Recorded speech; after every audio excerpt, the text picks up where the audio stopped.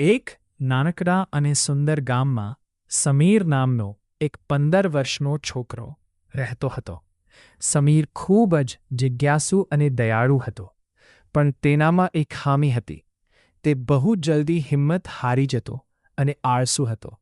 તેને મહેનત કરવા કરતાં નસીબ પર વધારે ભરોસો હતો. એક દિવસ ગામમાં એક પ્રખ્યાત અને વિદ્વાન સાધુ પધાર્યા. આખા ગામના લોકો તેઓની પાસે પોતાની સમસ્યાઓ લઈને જતા હતા. સમીર પણ તેમની પાસે ગયો અને હાથ જોડીને પૂછ્યું, મહારાજ, હું ખૂબ નસીબદાર બનવા માંગુ છું. મારે કોઈ મહેનત વિના જીવનમાં સફળ થવું છે. શું તમારી પાસે કોઈ એવો ચમત્કારી રસ્તો છે?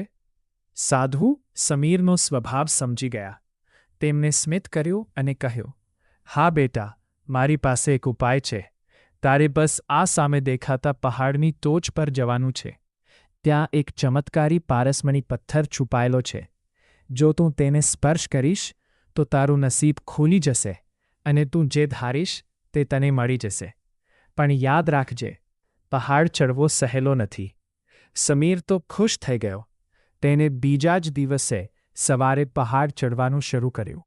શરૂઆતમાં રસ્તો સારો હતો, પણ જેમ જેમ તે ઉપર ગયો તેમ તેમ રસ્તો પથરાળ અને કાંટાળો થવા લાગ્યો. થોડે દૂર ચડતા જ તેના પગ થાકી ગયા અને તડકો પણ વધાવા લાગ્યો. તેને વિચાર્યું, આટલી બધી મહેનત કોણ કરે? કાલે આવીશ. તે અધવચ્ચેથી પાછો આવી ગયો. બીજા દિવસે તે ફરી ગયો, પણ ફરી થોડું ચઢીને થાકીને પાછો આવી ગયો. આવું 3-4 દિવસ ચાલ્યો. સમીર પહાડની ટોચ સુધી પહોંચી જ ન શક્યો. હારીને તે સાધુ પાસે ગયો અને રડમસ અવાજે કહ્યું, મહારાજ, એ પહાડ ચડવો મારા બસની વાત નથી. રસ્તો બહુ મુશ્કેલ છે. મારું નસીબ જા ખરાબ છે. સાધુએ સમીરને પ્રેમથી પાસે બેસાડ્યો અને કહ્યું, બેટા, ચમત્કારી પથ્થર તો માત્ર એક બહાનું હતો.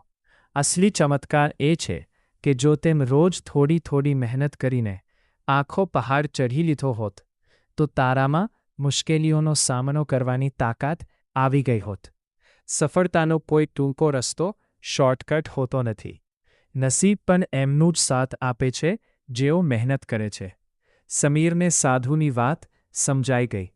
તેને આળસ છોડી દેવાનો સંકલ્પ કર્યો. તે સમજી ગયો કે ખરી મણી આપણી અંદર છુપાયેલી મહેનત